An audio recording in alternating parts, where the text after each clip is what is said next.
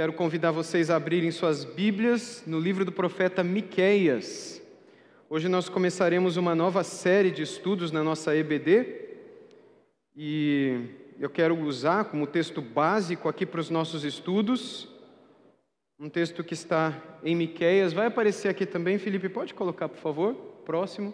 Como eu anunciei na semana passada, meus irmãos, o título da nossa série é esse, não é? Profetas Menores, 12 Homens Comuns. E hoje será apenas uma introdução breve, por conta da nossa koinonia, da nossa comunhão com os pais, por ocasião do Dia dos Pais. Aliás, um parabéns para todos nós que somos pais aqui. Deus continue a abençoar todos os papais que aqui já estão. Pode voltar, Felipe. E o objetivo da nossa introdução devocional, poderíamos chamar assim hoje, é essa que está aqui. Vai aparecer. Isso, um caminho que Deus quer para nós. Quando a gente olha para os profetas menores, é exatamente essa a ideia que a gente encontra. Um caminho perfeito que o Senhor Deus idealizou para o seu povo e que por muitas vezes o povo se desviou desse caminho, mas pela sua bondade, pela sua misericórdia, o Senhor os trouxe de volta. Antes da gente ler o texto, eu gostaria que nós orássemos, pedíssemos ao Senhor que nos abençoasse. A gente vai começar uma jornada, hoje vai ser rápido, não é? Mas a jornada será bastante longa. Esperamos no Senhor que Ele nos dê graça e fale ao nosso coração, como falou ao coração de muitos dos seus servos no passado. Então vamos depender do Senhor para isso. Nós vamos pedir a Ele que nos abençoe e nos ajude. Vamos orar? Deus bendito e todo-poderoso, nós te damos graças por estarmos aqui nessa tarde e por podermos começar mais um estudo bíblico. Te damos graças pela Escola Bíblica Dominical e porque nesse tempo de Escola Dominical nós podemos sempre abrir, ó Deus, a nossa mente, o nosso coração para entender um pouco mais dos aspectos da Tua Santa Palavra. E de um modo especial, os profetas menores que hoje começamos, pedimos que tenhamos graça e ajuda do Teu Santo Espírito. Ele que inspirou esses 12 homens para revelar ao Teu povo a Tua vontade, possa também abrir o nosso coração, os nossos olhos, para que a gente compreenda a Tua vontade, a Tua palavra, a Tua verdade. Fala conosco nessa introdução de hoje também, para que, embora curta, possa ser suficiente para que compreendamos um pouco daquilo que o Senhor espera de nós e oferecer a nós por meio desses seus servos. Em nome de Jesus. Amém.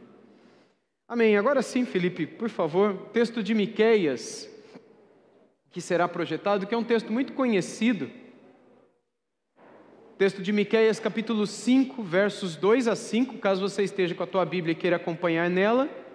Diz assim a palavra do Senhor: E você, Belém Efrata, que é pequena demais para figurar como grupo de milhares de Judá, de você me sairá aquele que há de reinar em Israel, e cujas origens são desde os tempos antigos, desde os dias da eternidade.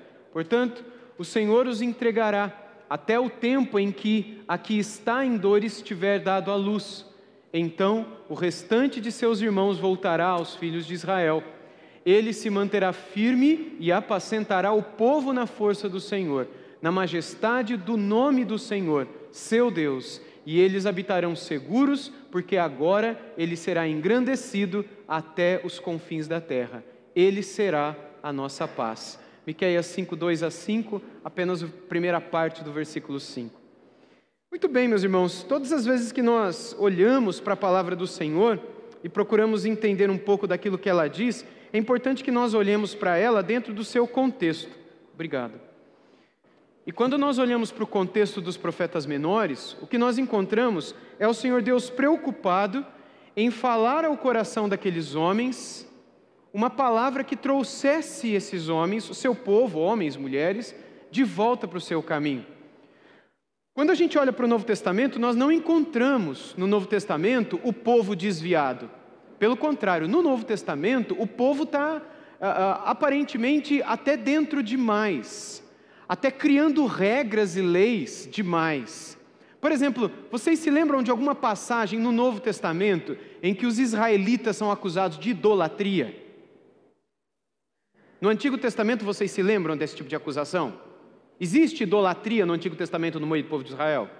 E no Novo Testamento, onde que isso está? no meio dos fariseus mesmo. Vocês encontram algum lugar? Lembram? Quando Jesus os acusou de idolatria, coisa que os profetas fizeram tanto no Antigo Testamento. Vocês lembram? Cri, cri, cri, cri. Oi? É prova? Já começa com a prova já. Começa. Sabe por que vocês não lembram? Porque não existe isso no Novo Testamento.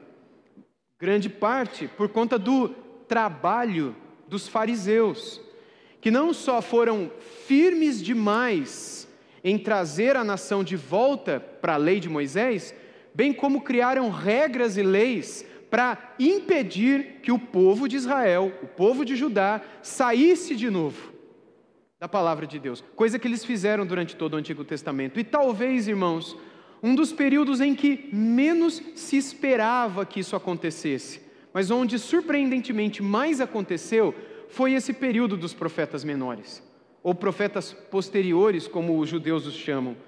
E é por isso que a gente vê esses 12 homens, 12 livros, e esses profetas cobrem um período de aproximadamente 300 anos. É o próximo slide, Felipe. São 12 homens, 12 livros, eles cobrem aparentemente um período de, é o próximo ponto, de 300 anos, entre cerca de 760 a.C. até 450 a.C.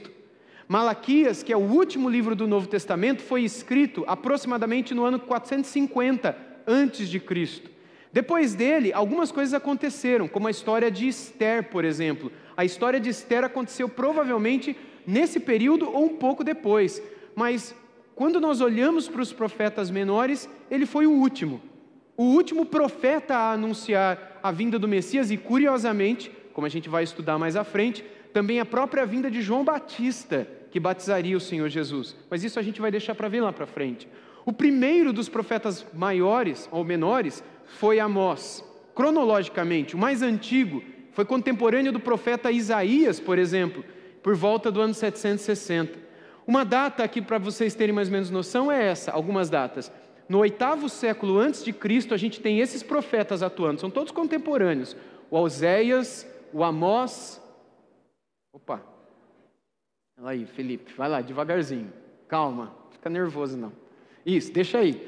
Oséias, Amós, Jonas e Miqueias. Embora, bom, depois eu explico isso do Jonas. O próximo século, um século depois, a gente tem Naum, Abacuque e Sofonias. No próximo século, próximo slide aí.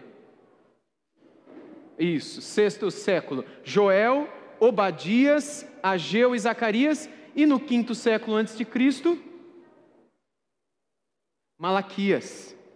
Esses 4 séculos, que dá mais ou menos 300 anos, embora são 4 séculos, mas se você pegar, começa na metade do 8º e termina na metade do 5º, por isso aproximadamente 300, 320 anos, é o período quando esses profetas atuaram. É quando eles foram usados por Deus para chamar o povo de volta. A única exceção ao livro é justamente o Jonas, que está aqui no 8º século descrito. Todos os demais livros aqui, eles apresentam o seu autor no título. Todas as profecias. Quando a gente fala desses livros, a gente chama normalmente de profecia, não de livro. Por exemplo, no Novo Testamento, a gente chama as epístolas de Paulo de epístolas de Paulo, né? A gente não chama de o livro de Tessalonicenses, é epístola aos Tessalonicenses, porque é o estilo, né, de livro. No Antigo Testamento, esses livros são chamados de profecias. Então, a profecia de Oséias, a profecia de Amós, todas as 12 profecias possuem o nome do profeta antes, menos o livro de Jonas. A gente sabe que é Jonas por causa da história dele, porque ele que foi lá para Nínive. E a outra exceção que a gente encontra aqui é essa do Joel e do Obadias, que embora estejam aqui no século VI, na ordem cronológica são colocados lá no comecinho. Eles demoraram quase 200 anos para profetizar, mas eles foram colocados logo depois aqui. Quer ver? Próximo slide aí, Filipão, por favor. Na ordem bíblica eles são colocados assim: Oséias, pode ir, pode seguir, até o 12º, Felipe. Logo depois a gente tem já foi tudo uma vez? Falta um aí, Felipe. Pronto. Então a gente tem aqui o Oséias, o Joel, que era para estar lá na frente, o Obadias, que era para estar lá na frente, mas os demais vêm tudo na ordem cronológica mesmo. Primeiro foi Oséias, depois foi o Amós, depois foi o Jonas, Miqueias, Naum, Abacuque, Sofonias. Ageu, e o Joel e o Obadias estão nesse miolinho aqui também. Portanto, a própria ordem como eles estão na nossa Bíblia é uma espécie de ordem cronológica. Quem profetizou primeiro, quem depois e tudo mais. Embora então muitos estudiosos apontem a possibilidade de Joel e Obadias serem posteriores lá na frente, eles fazem margem aqui a Amós, não é? Pelo fato do tema desses livros serem muito parecidos, a mensagem que eles entregam são muito parecidas, por isso que eles são colocados lá pertinho do Amós. Mas ambos, tanto o Joel quanto o Obadias, fazem parte de um período pós-exílico, aqui pertinho do Ageu. Ó. O que o Joel conta, principalmente o Obadias, é uma profecia que acontece no final do cativeiro babilônico, aqui do 9 para o 10, já na época de Ageu. Embora então eles tenham vivido lá na frente e falaram de coisas que aconteceram lá na frente, eles são colocados lá atrás por uma questão de tema mesmo.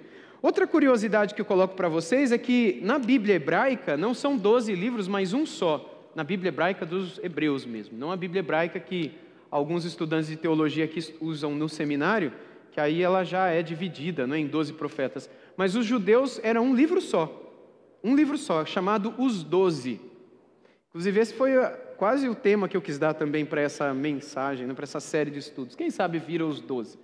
Mas para os judeus é um livro só, os 12, porque no fundo é um único convite que durante 300 e poucos anos o Senhor Deus fez para o povo dele. Então, como eu acabei de falar, embora o tema desses 12 livros seja muito parecido, a gente vê um monte de história diferente. São pouco mais de 300 anos. E nesses pouco mais de 300 anos, a gente vê tudo que o Senhor Deus quis fazer para chamar o seu povo de volta, para tirá-los da idolatria, para tirá-los da maldade, para tirá-los do engano e colocá-los no caminho da palavra, para fazerem tudo de coração. Como hoje o nosso objetivo é ser bem resumido, porque vai ser só uma introdução e é devocional, no próximo slide eu fiz um resumo dos livros. Coloca para a gente, Felipe. Isso, lá em cima nós temos o livro de Oséias, eu estou colocando na ordem que eles aparecem na Bíblia, e o livro de Oséias é um livro que fala da idolatria do povo de Israel, principalmente o reino do norte.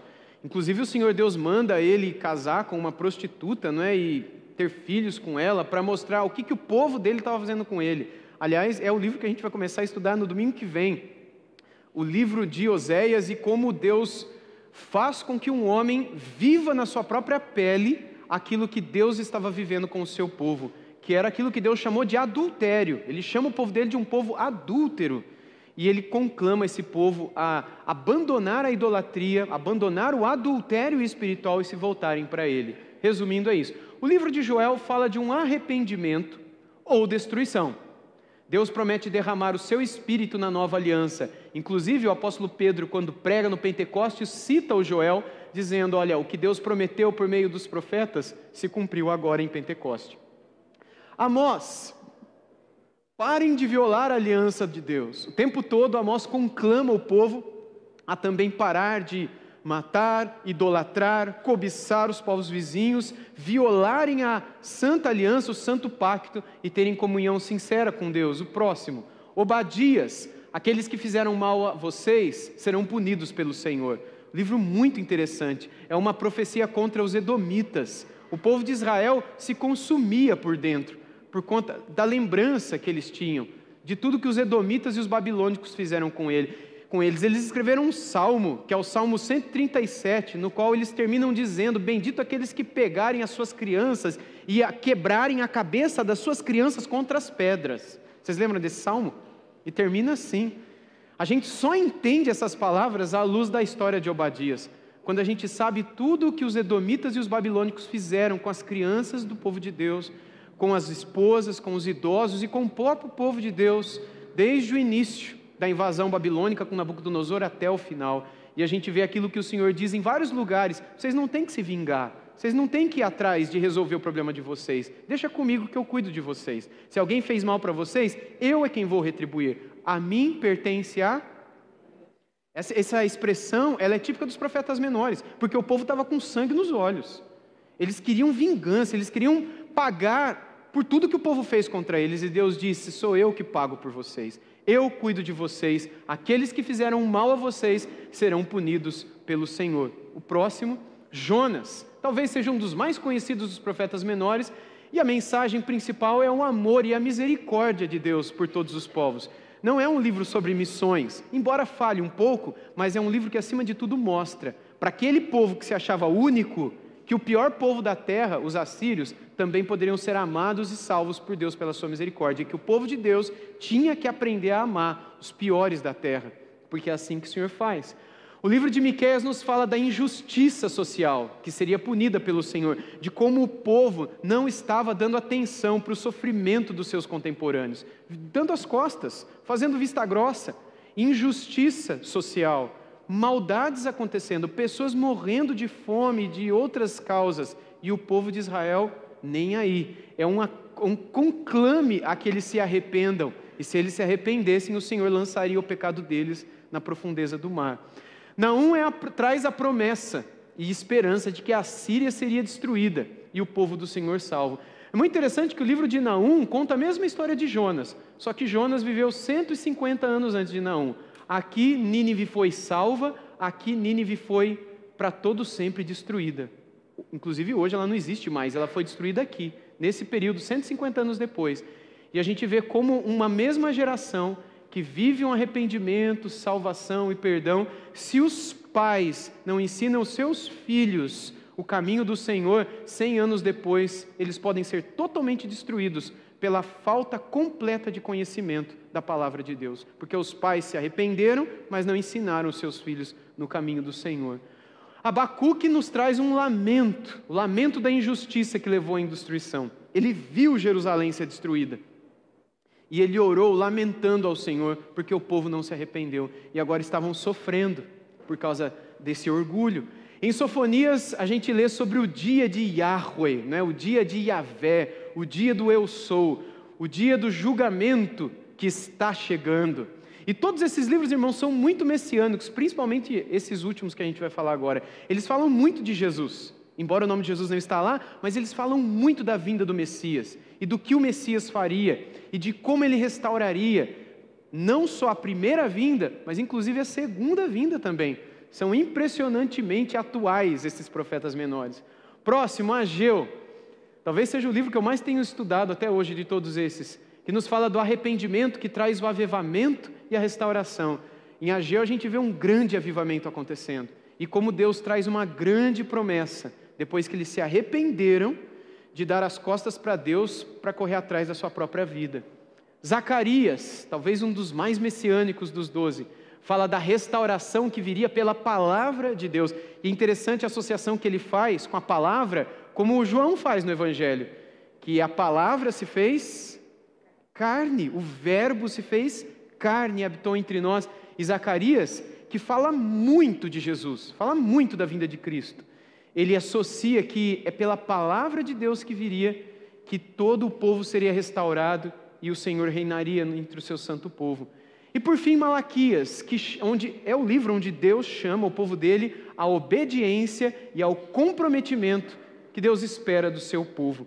Deus conclama ao povo a que eles obedecessem de coração, porque se não fosse assim, não agradaria ao Senhor. Eu quero concluir então dizendo que foram esses 12 homens comuns, como a gente vai ver. Muitos deles que nem profetas eram, ou filhos de profetas, ou de escolas de profetas, eram homens comuns do povo, que não esperavam ser chamados, que não esperavam ser separados para viverem uma vida extraordinária e uma vida de sofrimentos. Muitos deles foram perseguidos e mortos, foram martirizados. Outros viveram situações de grande tristeza e sofrimento, mas se submeteram a elas por aceitarem ser um sinal de Deus para o seu povo, uma voz de Deus para o seu povo. 12 homens comuns que Deus levantou no meio do seu povo para fazer desses homens vasos de honra, porta-vozes, megafones ou alto-falantes da voz de Deus ao seu povo. A minha oração, irmãos, é para que o Senhor use a voz desses homens, desses 12 homens, para falar com a gente. O último deles, Malaquias, há 450 anos antes de Cristo, ou seja, aproximadamente 2.468 anos antes de nós, se você fizer a conta aí, 2018, menos 2018, menos 450 antes de Cristo, dá 2.468 anos. E a minha oração é que essa voz que há 2.468 anos atrás ressoou pela última vez aqui nessa terra, possa também falar ao nosso coração, também seja usada hoje para transformar e nos trazer para uma vida mais consagrada, para uma vida que encontre paz e beleza na presença de Deus, em não nos desviarmos por nada, em nos comprometermos com as nossas famílias e levarmos a sério tudo aquilo que a palavra de Deus diz, a fim de que nada nos afaste dele, inclusive a aparente religião, ou a falsa religião, a falsa consagração, aquilo no que se tornou esse povo depois desse período. Quando acaba esse período, entra um período que não está no Antigo Testamento, que é o período dos fariseus. Os fariseus acabaram com toda essa anarquia, com toda a idolatria, com toda a maldade, violência, com toda a desgraça, literalmente, do pecado no meio do povo. Não havia mais pecado no meio do povo, não havia mais idolatria, não havia mais adultério, não havia mais nada disso, mas eles também não viviam do jeito que Deus gostaria que eles vivessem, porque eles fizeram da religião, do conhecimento, a vida deles. E o que Deus fala conosco por meio desses homens, como também por meio do seu Filho no Novo Testamento, é que deve ser de coração. Nós devemos abandonar toda a idolatria, toda a maldade, todo o pecado, mas tem que ser de coração. Não pode ser apenas uma casca, não pode ser apenas uma aparência, mas algo que é feito todo dia, dentro da nossa casa, na nossa agenda diária. Um compromisso, um desejo de estar com Deus e levarmos os nossos filhos e netos e bisnetos juntos, para que não aconteça o que aconteceu no meio deles também, que numa geração ou duas depois, o povo já esteja todo perdido novamente. Que Deus tenha misericórdia de nós, e eu convido os irmãos a fazerem essa minha oração também, para que essa mesma voz do Senhor ressoe aos nossos corações.